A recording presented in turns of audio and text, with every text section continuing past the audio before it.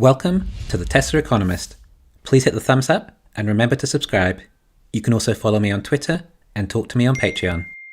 Like many of you, I remember watching the documentary Who Killed the Electric Car. If I recall, that one documentary shaped my view on cars for life. After watching it, it sounded so crazy why we aren't all driving electric cars. The customers who purchased the GM's EV1, the car featured in the documentary, seemed to absolutely adore their cars. It seemed like such a sacrilege to not only take the cars back from the consumers once their leases expired, but to crush and destroy them after seemed so unnecessary. Believe it or not, at this stage I thought that I would have loved to start my own EV company. I even had plans to sell them all only in white, similar to how the Model T was sold, sure except in black, inspired by Henry Ford's quote, offering the car in any colour so long as it's black. It felt as if there was enough demand for a basic car just because it was an EV, with enough range to do your daily driving and charge again at night. But even a model as basic as that was literally crushed by GM. It wasn't long after, one day in the office, my brother showed me the original Tesla Roadster, a much nicer looking EV than what GM had come up with. It was based on the Lotus Elise. Elon had negotiated with Lotus that they supply the chassis, which later turned out to be a mistake. It quickly became apparent it was easier to design the chassis around the electric car rather than an electric car around the chassis. And thus was the start of Elon Musk's stress and hurdles in building electric cars. Of course, closely followed by the global financial crisis after that. I can understand why Elon would choose a Lotus. They're lightweight and good-looking cars. They're still at an affordable price point when compared to an Aston Martin. In fact, the 1994 Lotus Esprit really was one of the best-looking cars for its time. It still looks great today in its timeless design.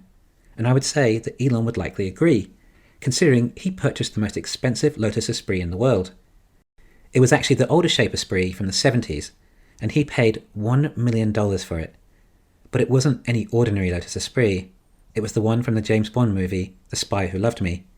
It was an amphibious vehicle and able to convert into a submarine, well, at least in the movie. If I recall, I think Tesla have actually made a car that also converts into a submarine. I believe Elon mentioned that in an earnings call a while back. Wow, could you imagine what kind of vehicles you might see in a Tesla R&D lab? So there it was, the first time I saw a Tesla, and then I read the specifications. It accelerated as fast as the current Ferrari. It had 250 miles of range. I was amazed. Hardly anyone ever needs to drive more than that in a day, I thought. This is a practical EV. They had cracked the range issue, compared to the 50 or so miles you got of an EV1. Tesla had used lithium-ion batteries that you could find in a laptop, compared to the EV1 using lead-acid batteries. That had made all the difference. However, if you recall, battery prices have fallen significantly since then, but back then, they contributed to an even larger proportion to the cost of the car. This resulted in a 6-figure price tag for the Tesla Roadster, and that was back then, which is obviously a lot of money today. But it was such a cool, unique car, and if you wanted to look like you cared about the planet, it meant you could finally drive something cool, rather than a Toyota Prius. But I swear, back then, I wanted to be a part of the company. I wanted to invest. In all honesty, back then I didn't even know who Elon Musk was, despite having used PayPal for years. I can't explain it, but I feel like I just knew this was a much better version of a car and was the future, if it was executed well. From there, the rest is history. Now we have a company that has extended their mission to accelerate the world's transition to sustainable energy. But the way it has been executed is beautiful. The way Tesla is run is as if it's in a free market economy.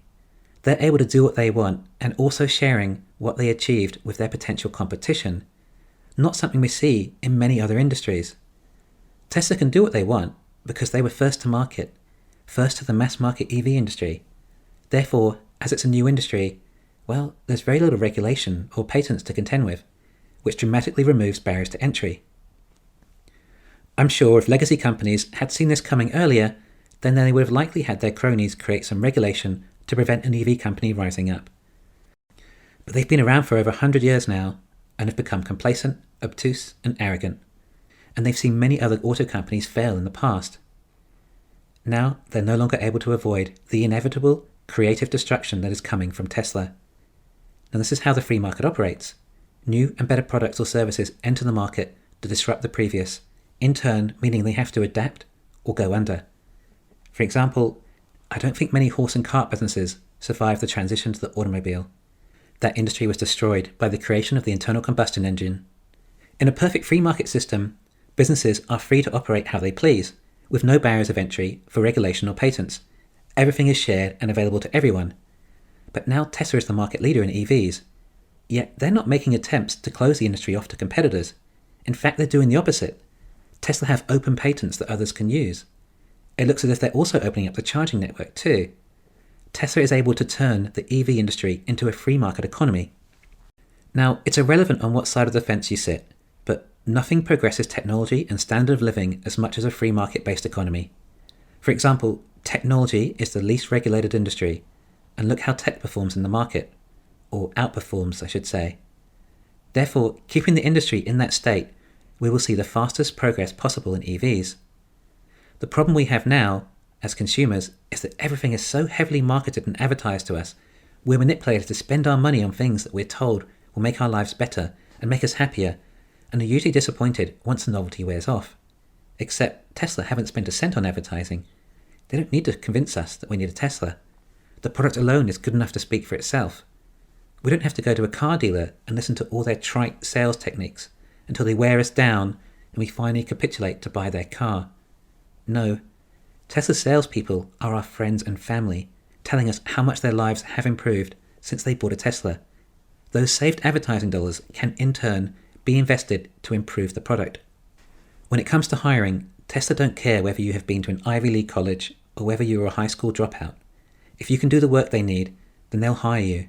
They just need as many of the right people as they can. A far more egalitarian hiring approach when compared to other companies. But not only that, if you are an employee, then you get to share in the success of the company. All Tesla employees receive stock. And of course, don't forget Tesla's endgame. Well, endgame that we know so far, robotaxis. Meaning that Tesla have to make quality cars that will last. Not just last until the warranty runs out, but last another 1,000,000 miles after that. As if there weren't already enough advantages of EVs, well, the fact they have a life of 1,000,000 miles just adds to the list. But this changes Tesla's self-interest too. They're not simply looking at profiting from previous customers replacing their old Teslas or having to repair parts. No, Tesla have their eyes on a much bigger prize. Why make $10,000 on one car sale when you can make $10,000 a year from one? Therefore, it is in Tesla's best interest to make cars that will last and not break down, compared to legacy autos, which is where most of their profits are derived, from servicing and parts. It therefore being in their best interest that the car starts to break down once the warranty has expired. This is not a good business model for consumers. Tesla is a company that has the right motives to simply continually improve their products and make it better for the consumer. From an economics and business perspective, this is why I like Tesla so much. Of course, that whole renewable energy transition is great too.